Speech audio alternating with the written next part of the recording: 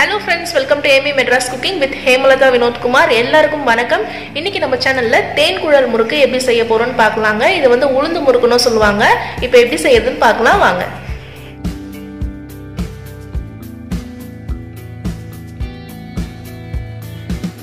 இப்போ முறுக்குக்கு பச்சரிசி மாவு நான் 4 கப் எடுத்துர்க்கேங்க. முறுக்கு மாவு கடையிலே விக்குது. அப்படி வந்து உங்களுக்கு கிடைக்கலனா பச்சரிசி வீட்ல இருந்ததுனா அத வந்து நல்லா கழுவி சுத்தம் பண்ணிடுங்க. சுத்தம் பண்ணிட்டு ஒரு 1/2 an hour தண்ணில ஊற வச்சிருங்க. ஊற வச்சிட்டு ஒரு வெள்ளை துணி இதெல்லாம் நல்லா மெலிசா இருக்கும் துணி.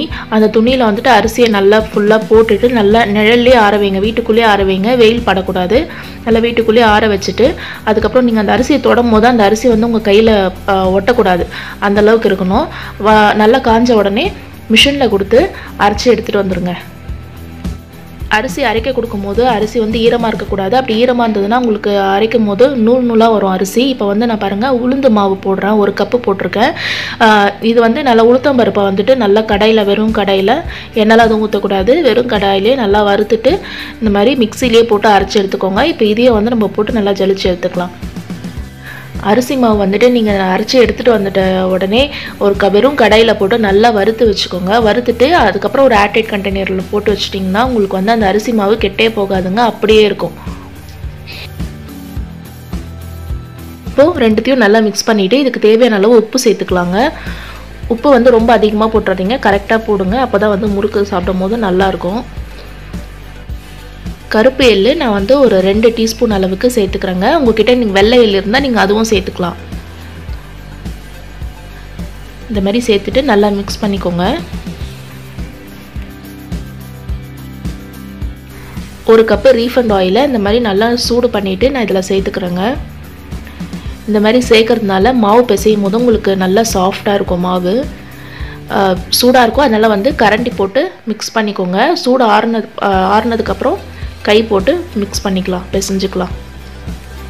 மாவு பிசையும் போது கொஞ்சம் கொஞ்சமாக பிசைஞ்சுக்கலாங்க. மொத்தமாக எல்லாத்தையும் நம்ம பிசைஞ்சிட்டோன்னா மாவு வந்து அந்த காற்றுலேயே வந்து வறண்டு போயிடும். கொஞ்சம் கொஞ்சமாக பிசைஞ்சிட்டு நம்ம முறுக்கு பிழிஞ்சிட்டு சுட்டு எடுத்துக்கலாம். இப்போ இதில் வந்து தண்ணி கொஞ்சம் கொஞ்சமாக சேர்த்துட்டு பிசைஞ்சிக்கலாங்க.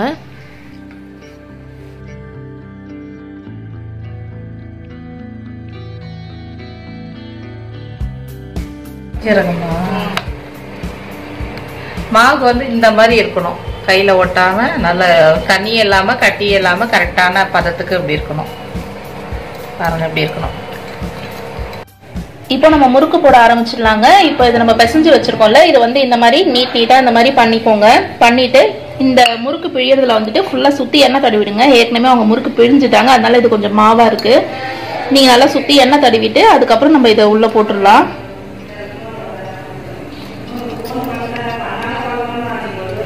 இந்த மாதிரி நல்லா போட்டு அழுத்திக்கோங்க. அழுத்திட்டு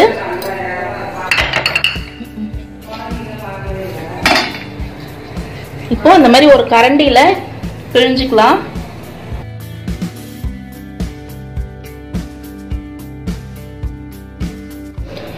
பாருங்க இந்த மாதிரி பிழிஞ்சிடுங்க. பிழிஞ்சிட்டு கரண்டி அப்படியே திருப்பி போடுங்க. இந்த மாதிரி சூடா இருக்க எண்ணெயில போட்டு பொரிச்சு எடுத்துக்கலாங்க.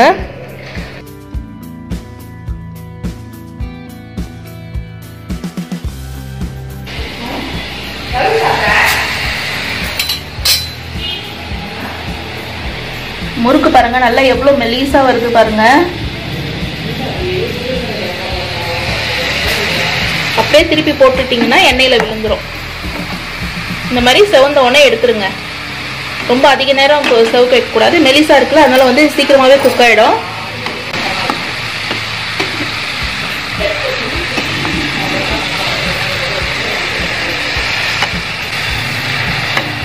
அவ்வளவுதாங்க. இந்த மாதிரி லைட்டா செவந்தா போதும், எடுத்துடலாம்.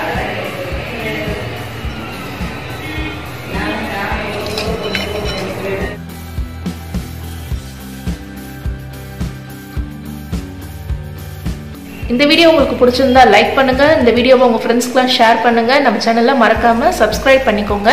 உங்க சப்போர்ட் எங்களுக்கு கொடுங்க.